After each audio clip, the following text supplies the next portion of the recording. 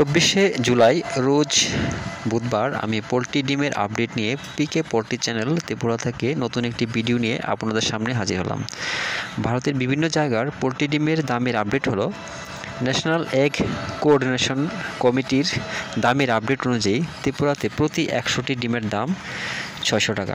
এছাড়া আহমেদাবাদ 520 টাকা, জায়গার থেকে 20 টাকা কম। আজমির 450 টাকা,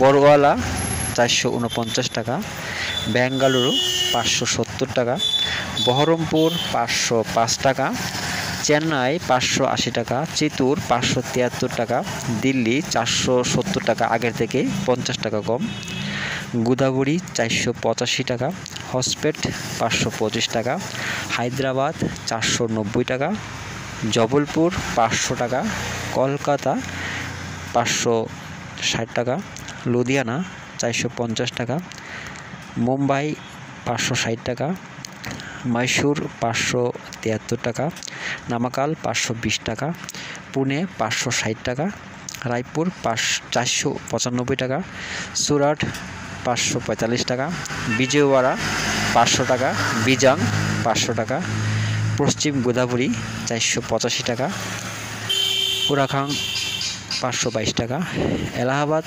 548 টাকা, ভোপাল 520 টাকা, ইন্দোর 500 টাকা, কানপুর 524 টাকা, লখনৌ 550 টাকা, মুজাফরপুর 515 টাকা, নাগপুর 520 টাকা, পাটনা 515 টাকা, রাঁচি 543 টাকা, বারাণসী 517 টাকা, অরুণাচল 580 টাকা, আসাম 580 টাকা, নাগাল্যান্ড 600 টাকা, মণিপুর 600 টাকা, মিজোরাম 600 টাকা, মেঘালয়া 600 টাকা, জম্মু 484 টাকা।